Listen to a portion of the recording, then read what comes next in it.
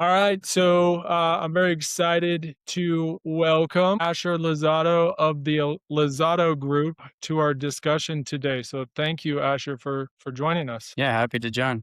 Yeah, and for those of you who don't know, Asher is the brains and behind, I guess, and the balls behind taking on a project of High Fidelity Plaza and the Denver Energy Center, which is a office to residential conversion. So recently, a very well circulated and well publicized Wall Street Journal came out featuring you as both the visionary and potentially a savior of sorts to, what we feel is somewhat of a struggling downtown, albeit still bullish on it. So thank you again. So before we jump in, I'm going to break this down into a few segments: vision, why Denver, feasibility, financing, math, affordability, and then finally your personal angle. So is there anything you'd like to just jump in and start off the bat here? I am not able to hear you, Asher. Does that work? That's better. There we go.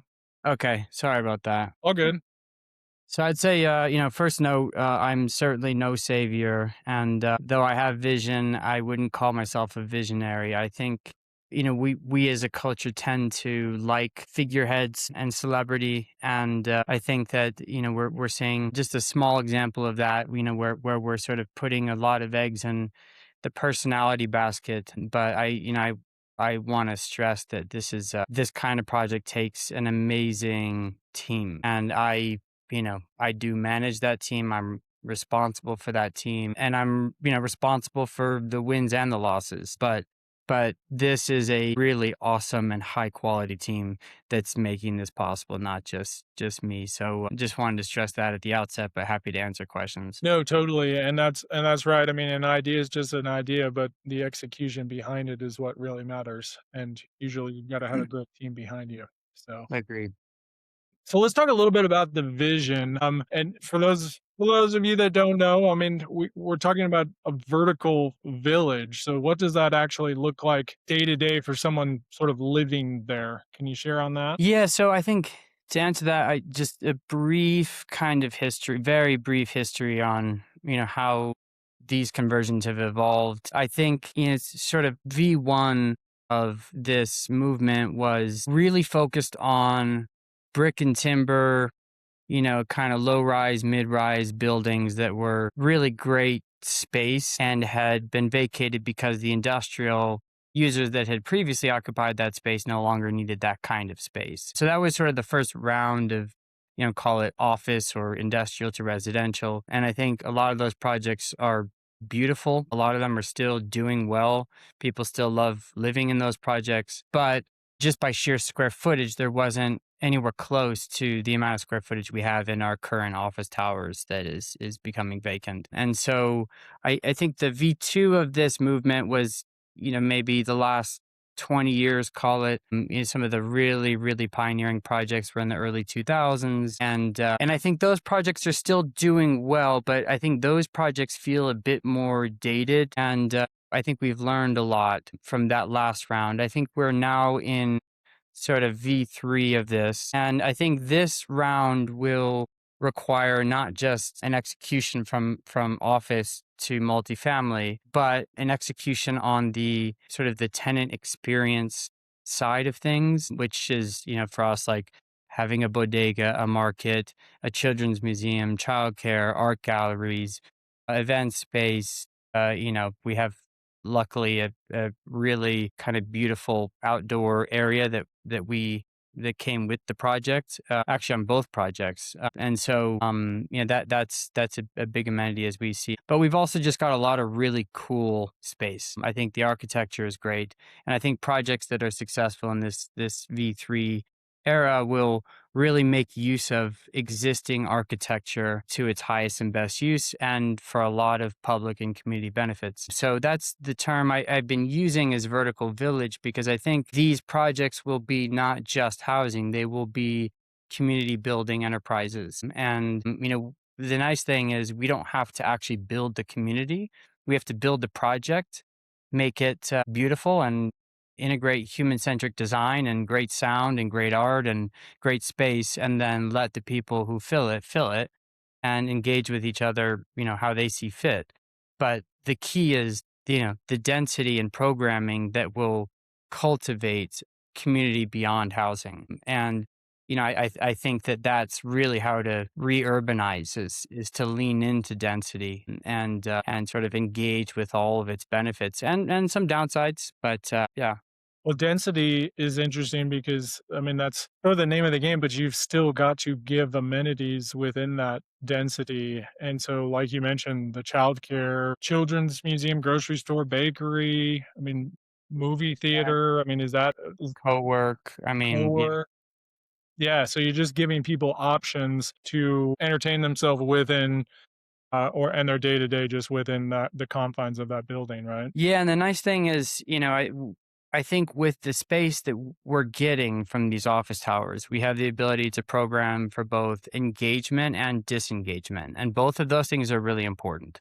We need people to engage with each other and be in community with each other, and you know, have commercial enterprises and all that. But we also need to provide spaces for people to be quiet, to find space sort of within the larger space to be themselves, do their own work, do their own thinking, because, being in an urban environment is more engaged. And I think there's a need for the other end of that spectrum. And luckily, we're thinking about that side of the spectrum as well, and think that people will like what we're thinking about there. Okay, cool. And then what's your thoughts on activating the ground floor in a way that sort of draws people in from the street, not just residents? I mean, we just got to have cool stuff. I mean, stuff that people actually care about. Yeah. It's books, a bookstore and a record. So taking High Fidelity, for example, having a bookstore, record store that's next to a coffee shop, bakery, where somebody can get coffee, get a sandwich or a croissant or some food or whatever, sit down, read, meet other people, even just sort of peruse. They can sit inside, they can sit outside, in the garden and or the plaza, and just again engage how they want to engage at the times that they feel comfortable with. So I think, first of all, having a lot of open hours is important. So some people can go to a coffee shop at 6:30 a.m. Some people at 9:30 a.m. and some people want an afternoon coffee, or that's when they get off and walk home and want to stop by and read a book or listen to a record. That's there's different segments that we have to hit, and that requires good opening hours and really stuff that people care about. I think the bodega market is important because I do think that fresh food is important. If you're going to move downtown, you want the ability to just stop in a market and get, even if it's just a nice little reheat dinner, just something. If you don't want to go all the way to the grocery store, and just something that's accessible and easy, and then just having the basic goods that people want day to day. That's the residents, and then also the construction worker who shows up to do something in the public right away at 6 a.m. That person can also have something that's open, because right now downtown has really nothing that's open early, and that people really need at that time. So yeah. No, and that's interesting, and I guess that carries us into our next segment, which is like, why Denver right now? I mean, you obviously bought 2 towers. Correct my math if I'm wrong here, but 3.2 million, and the Denver Energy Center for 5.25, sold for over 350 million combined, so not that long ago. So what are you seeing that the market is missing? Maybe I'm seeing hope, maybe I'm feeling hope, maybe I'm an optimist in this way, and I acknowledge that all those could be personal sentiments that may not actually be tied directly to any particular statistic or data point. But I think I would agree with many people like yourself, you said, Yeah. who believes that this is a moment, that there have been other moments like this in Denver's cyclical history, and that long term, Denver is an amazing place with an amazing climate, amazing access to outdoor amenities. It's got a great and deep and rich artistic heritage and cultural heritage. It's got a very engaged political community on sort of all sides of the spectrum. And I think that the conversations that are being had in Denver about how to lean into transit, how to lean into housing and park space are the right kinds of conversations to be having. And I think the cities that have those conversations today are going to benefit long term. Those who keep kicking the can down the road are going to regret that. Because this really is an incredible moment to reimagine an entire downtown. I mean, when you're buying buildings for $4 a square foot, $7 a square foot, like you have so much more room to be creative, imaginative, entrepreneurial.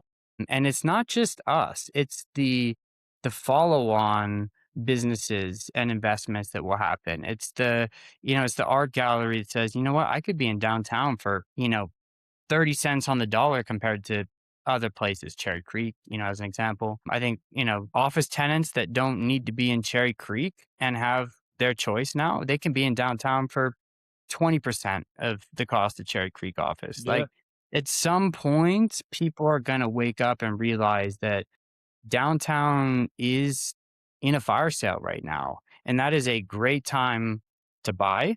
It's a great time to plant a flag and build a business long term. And I think it's a good time for the city to put its money where its mouth is, which it's done, and help it go. I mean, I feel like Denver is one of it's funny you say the biggest advocates of Denver, right? It knows that it needs a vibrant, energized downtown to make Denver, give it a long runway and a long future.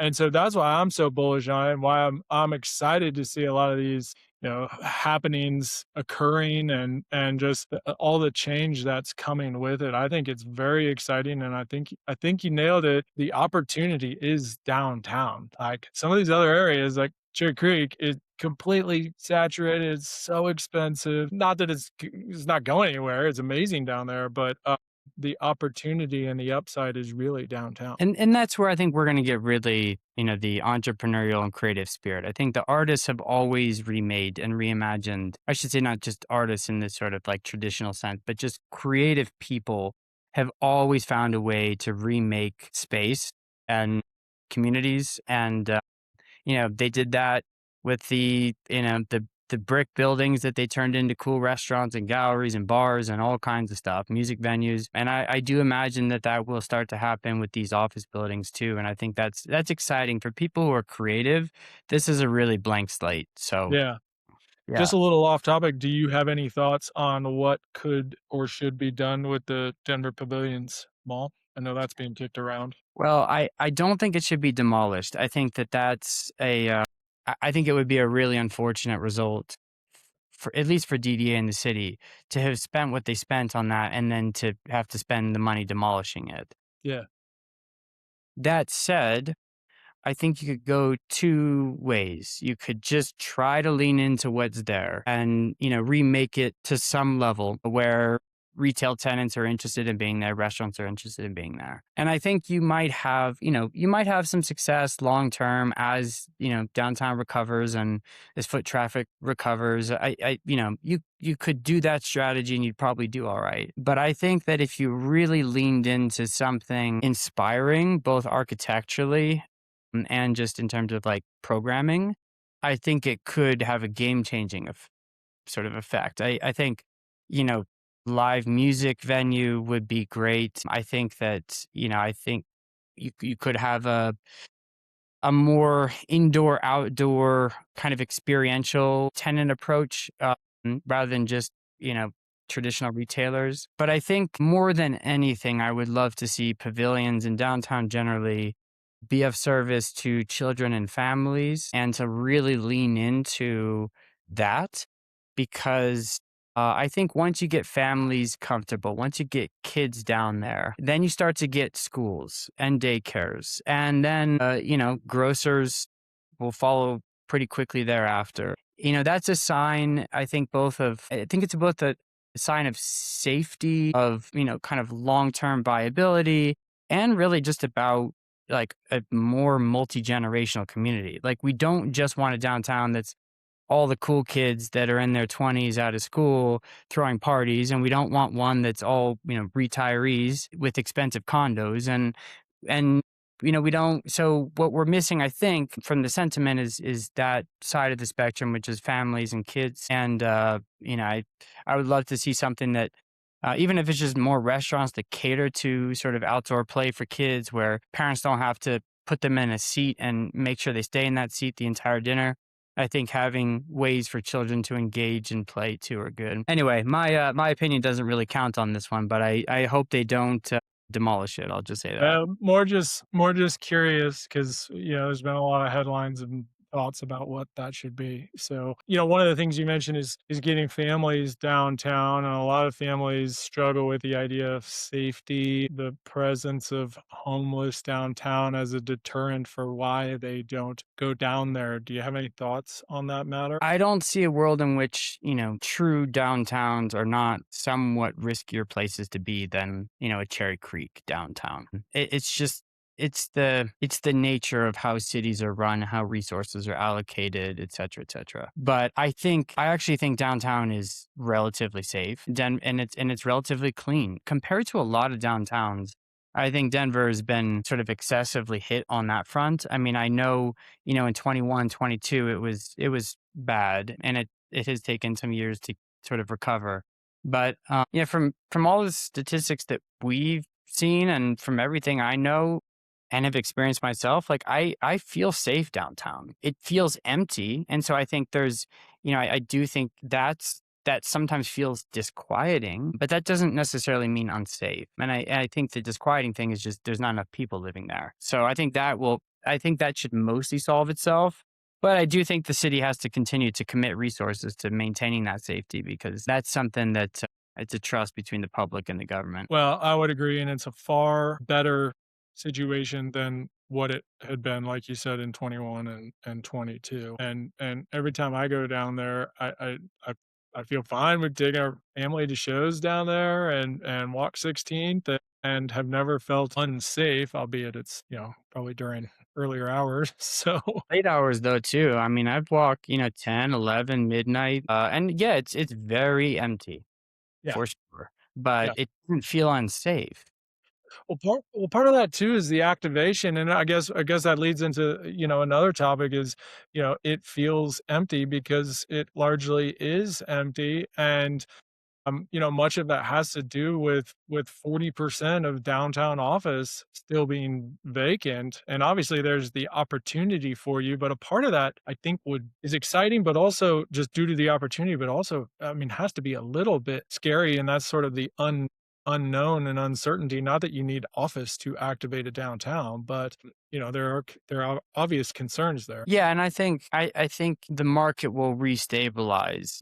I don't think I really do not believe office will ever recover to what it was once. There's just not a need for that much office space. But I do think that, the more supply that gets pulled off for conversions and the more office that's just really relegated to the garbage can. And, I think it will make its way to a level where, class A minus, B plus office space is relatively well occupied. I'm not saying it's 100%, but Mhm, relatively well enough that lenders can lend on it again, mhm.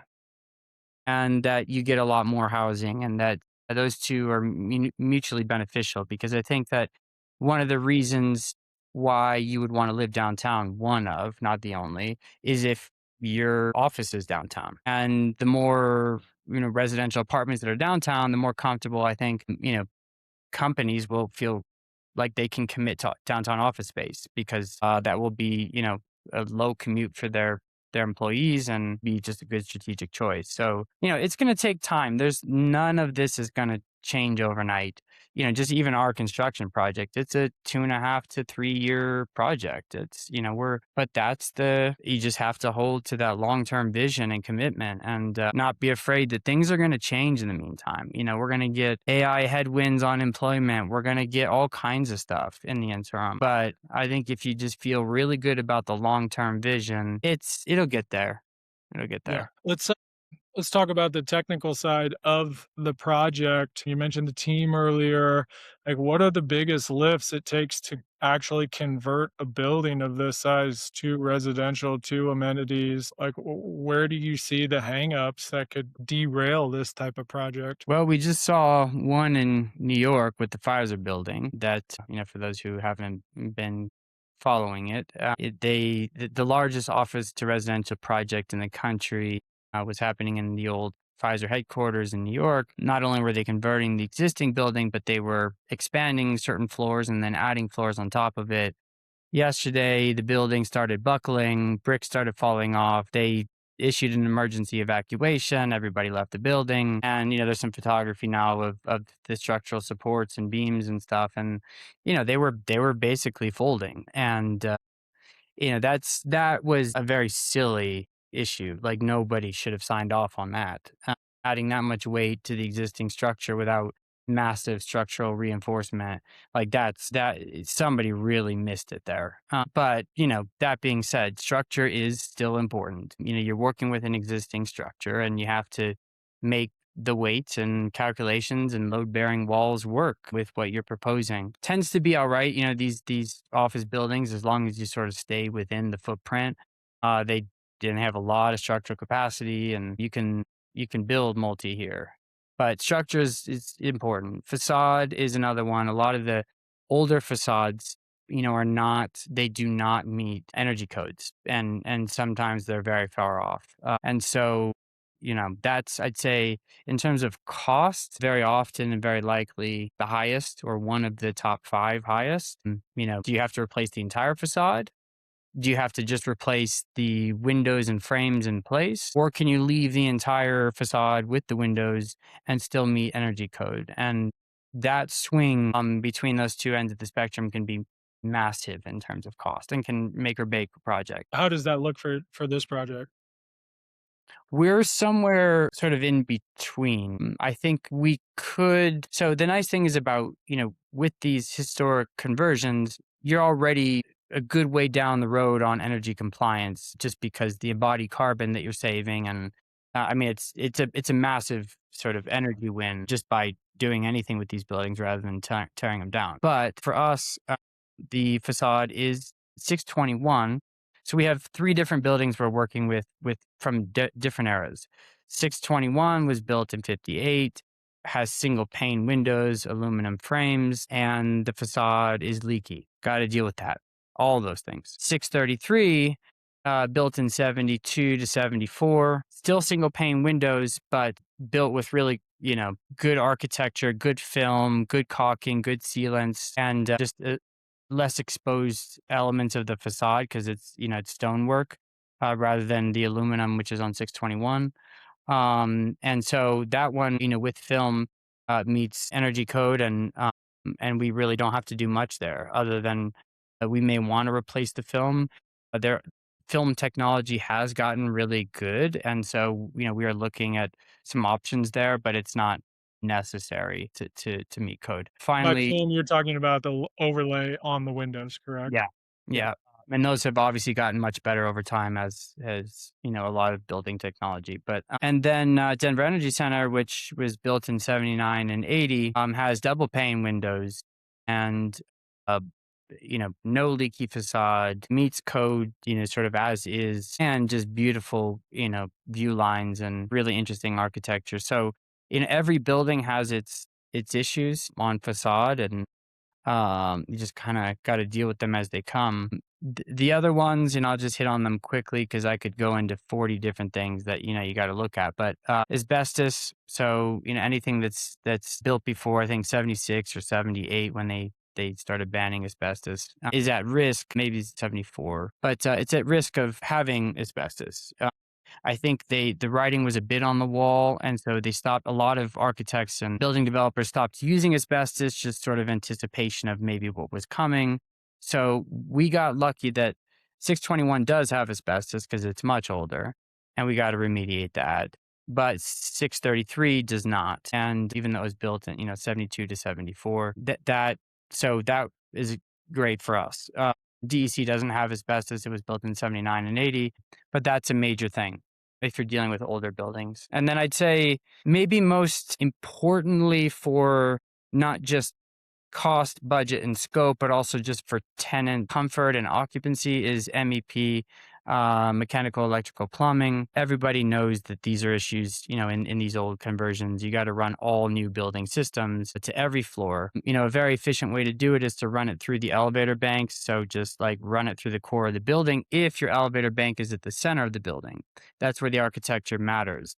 If your elevators are on one corner or on one end, you've just got a lot longer runs and it's more complicated and a lot more, cutting through concrete, and it's, that can have a major impact. But, how do you also get heating and cooling through a 30-story building to individual units where you used to cool by floor or sometimes zones of floors, multiple floors at once? Some of the old buildings, it's either on or off for the whole building. Yeah. So, that's a massive change. One of the things that's really cool about our project, at least High Fidelity and Tower 2 at DEC, is we're coming off of steam and we're going all electric, which is great for energy compliance. It's Is that great for electric baseboard? no, it's a mechanical system. Okay. But yeah, they have basically units that sit on the interior side of the exterior, kind of like, you've seen them in probably some hotels and different Yeah, sure. multi-projects. Yeah. So yeah, so those are the big ones. Again, there's a lot else, and I try to be as involved as I can in all the areas just to understand them. So Yeah, well, that's gotta be one of the biggest complications with that. Also sounds very expensive, which I guess leads us into, some of the numbers behind this. So, like, financing and the DDA. Again, correct me if I'm wrong here. The DDA gave 63 million. That's about 20% of the high fidelity project cost. So how did you structure the rest of the capital stack? construction lender and equity. We do have a part of the stack that will get filled with historic tax credits, very likely. And those are, it adds some complication, but that is, I'd say it can be a very helpful element in these projects. It's not black or white because going historic means a lot more compliance, tends to add cost to the project. Like, for example, that you cannot change the facade. So if your facade has issues, you have to make sure that whatever you're ordering is basically custom to match what it looked like from the outside in 1958, for example. So that's not just an off the shelf product usually.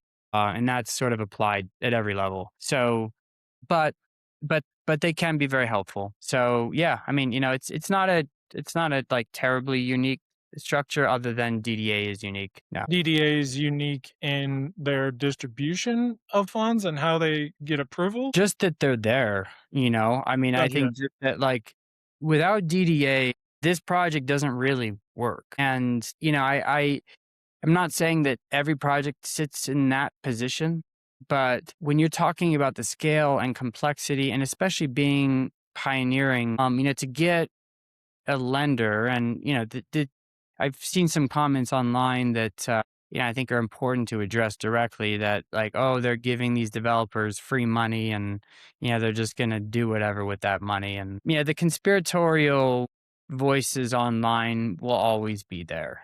There will always be a question mark because nothing can be 100% transparent. I could sit here and tell you every way that we're going to spend every dollar, but somebody would still say, well, what about carpet? You didn't say who you're getting your carpet from. There's always going to be that. But what I will say is that DDA is a critical piece for this puzzle in Denver. And I think it can be a really good model for other cities to help bridge the gap between what is financeable and works with underwriting and what doesn't. And that DDA loan makes a massive difference, and we're very grateful for it.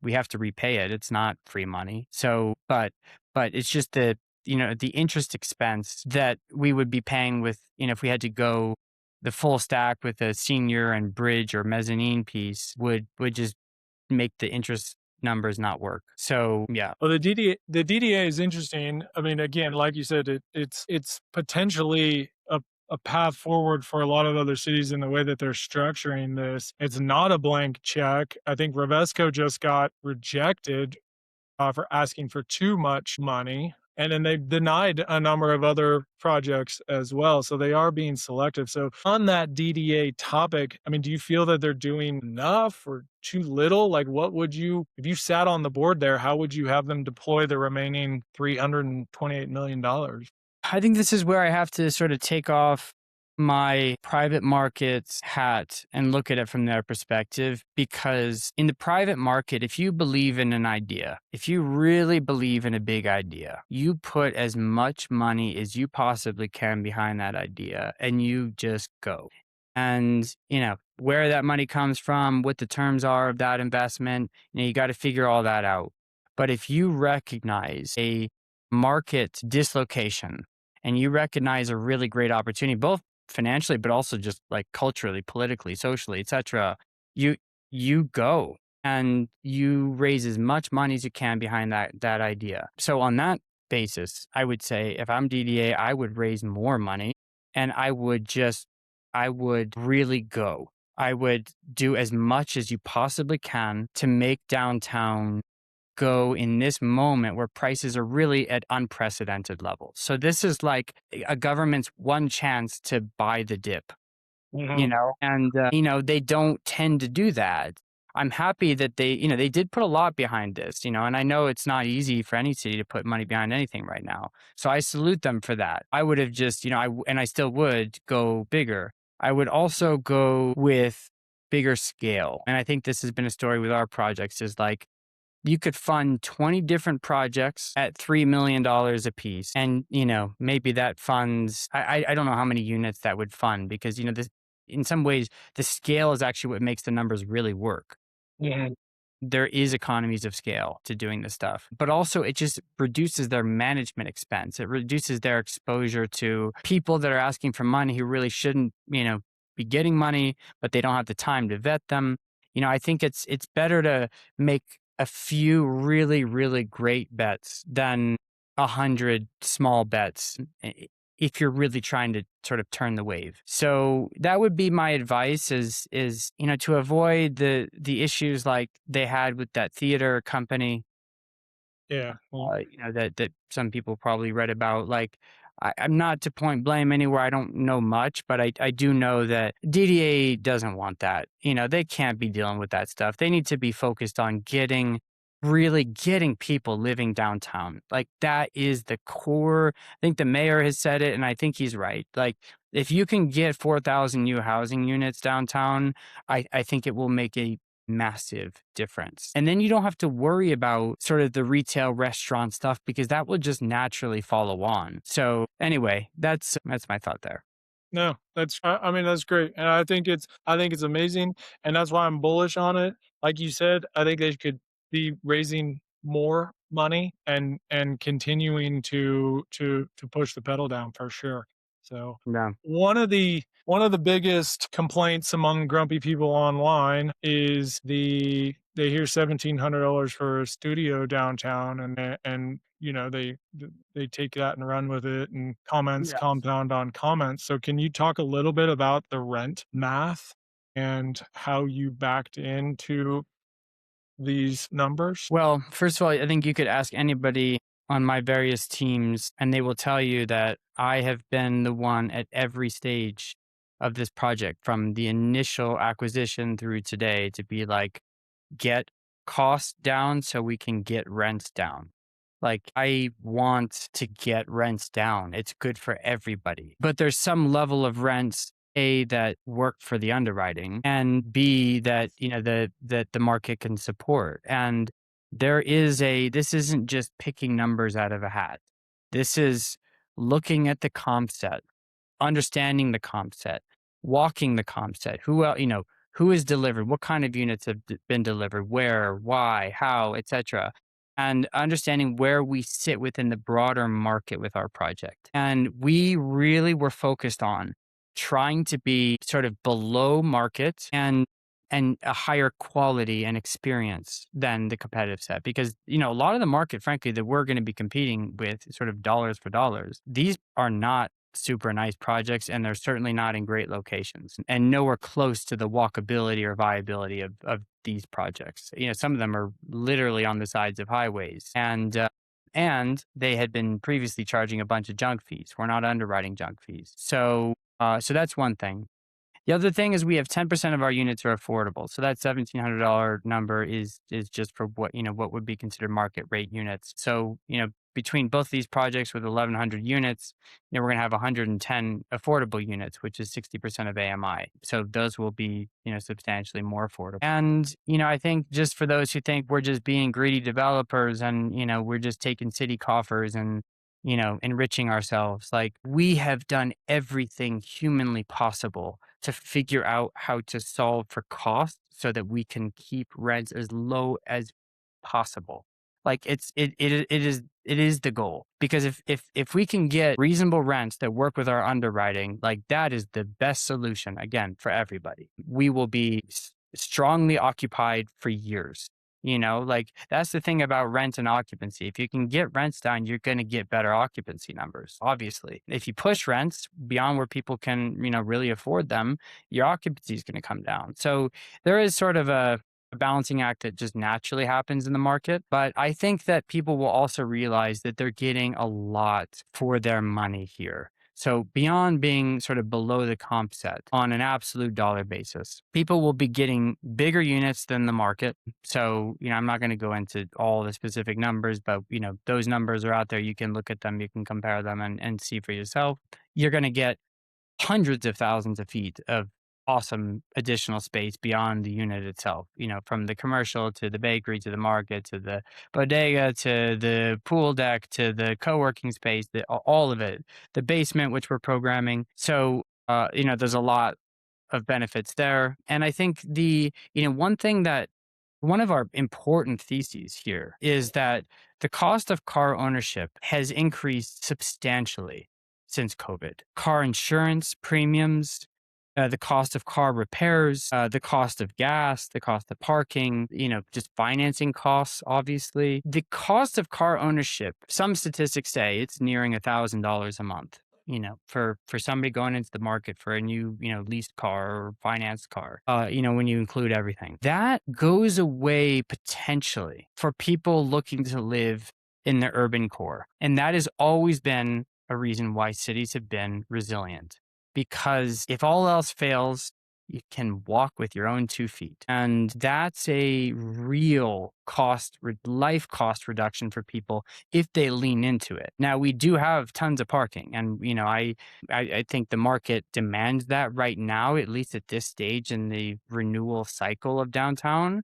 But I think collectively, we hope that downtown Denver becomes denser, more viable, more walkable, and that you need a car less and less, especially as we start to add on, driverless technology and Waymo and all this stuff. Like, I think all of these market factors are sort of conflating and are supporting the idea of downtown living in the way that we might be proposing. And so I'm not saying you can do this math one for one, but if you were to take $1,700 a month at an apartment where you have to have a car and you have to drive everywhere, and you now move downtown, and in theory, you don't have to have a car, you don't have to drive everywhere, you're saving somewhere between $0 and $1,000 a month. So what is your true cost of life impact? I think that's really what we should be thinking about, in addition to just rent on a straight up. Well, the city's certainly betting on less car dependency in our city with the various BRT projects and things of that nature. So I think they would tend to agree with you on less car dependency as being part of the affordability issue. Yeah, and it'll take some time. People love their cars, Oh no, it's hard to change that behavior for sure. But I think that's where, I do think people have not formed, so younger people are going to be more amenable just Yeah. naturally. And but I also think, I think there's also an older segment of the population that will be more amenable. And I think, yeah, I do think there's a market for it. Again, when you're talking about a massive cost reduction in your overall life, I think you have to strongly consider it, especially for the quality, I think, of the project that we'd be delivering. So Not saying that this is a project for only, people without cars, but I think that, when people are thinking through the numbers, that's one thing to consider. Yeah, cool.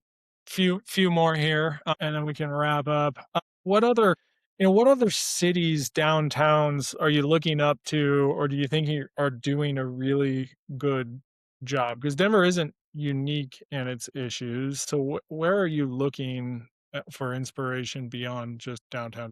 I think a lot of cities are really trying to figure it out right now. I mean, New York has had the benefit of just having really strong rents for so long that those projects have made sense, for a long time. And it's not like this is the first one. I mean, there have been many of these projects, but I think it's really that Denver is still a place that people love. It's still a great city and it's on full blown fire sale. Downtown LA, in my opinion, is a much worse environment right now than downtown Denver. It's much bigger, of course, but buildings there, the fire sale there is at a hundred bucks a foot, $160 a foot. That's kind of where these, more highly vacant office towers are selling right now. That $100 a foot difference is the difference between a viable project and not. I mean that's for in our case, 1 million square feet, that's $100 million. So I think it's a very specific market with a very specific opportunity. And I think it's a specific moment. I think that it will move. It will, already, the sales since our sales have been at much higher numbers. So we might have been lucky to hit the, sort of the very bottom. I acknowledge that, timing is part of all this, but that's also being, you got to just have a pioneering spirit. You just got to, when we were buying, people were even like, well, but the buildings are losing $2 million a year. Great. You buy it for like, High Fidelity, you buy it for 3.2, but it's losing $3 million a year. So, what do you do about that? And that's also systems. I think there's ways that we've also done well there, operations and systems. And a lot of these buildings have been maintained by, big institutions that just cut the same checks every month for years, and despite not needing a lot of the stuff that they're paying for. So anyway, I think it's a Denver story more than just a every city story, but I do think every city is going to want to figure this out. Where do you see Denver in 10 years if this works? And I guess that would include compounding the other developments that are slated as well, because there's a number of other big ones. I mean, as far as like just whole new like metros within metros. Like Yeah, where do you see Denver in 10 years? I try to avoid projecting too far into the future because I view my job as dealing with what exists today. I think we're each sort of born into moments that, that we're capable of sort of working with, and times change and ideas change. And I don't really, I can't take responsibility or even like certainty for what 10 years looks like. But what I can say is that if we build our project and the other projects that are slated do get built, I think it should be enough momentum for Denver to really revitalize its urban core. And I do think that, right now there's people just waiting for the first movers. And I think once you have some success stories, then both for lenders, for investors, for developers, for tenants, for artists, for everybody, you can point to a success story and say, see, they did it. It's working. Let's go. Right now, you can't really point to anything. And that's, it's why the first movers, the rewards tend to be higher because there's a higher risk reward. And so I think those who move first will benefit, in some ways benefit most, but I think also will benefit many more after. Well, that first domino needs to fall, Yeah. right? And then some others should hopefully fall into place. So Yeah. Agreed. any last thoughts from you on just on the project or Denver or anything of that nature? I just appreciate people caring. I think Denver has really shown like it's a really strong local feeling and just sort of vibe. I think like not all cities have that. I think Denver's lucky to have it. And I think, beyond anything, I would just tell those of, your people who are watching, following, etc., that have a creative spirit, a sort of entrepreneurial spirit to just figure out how to plant your flag there. How to figure out how do you make something work in this downtown, because it's really ultimately about culture, and it's about what keeps people there. You can move there once for a year lease and then leave, but what will keep people there? And that's the sort of secret sauce that we can't create, but I would just encourage those who are really good at creating that secret sauce to try and do something. Find cheap space, bring your ideas, find investors, find grant money.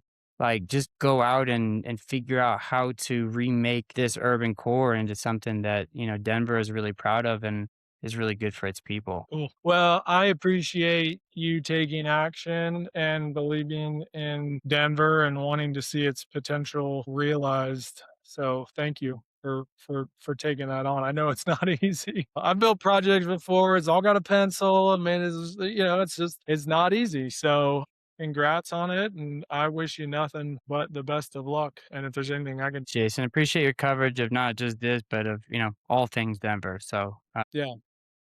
yeah. All right, I'm gonna stop the recording, and I don't think it should shut us off, but I'll just say bye to you outside the recording. All right. All right. Appreciate it, I'll man. see you.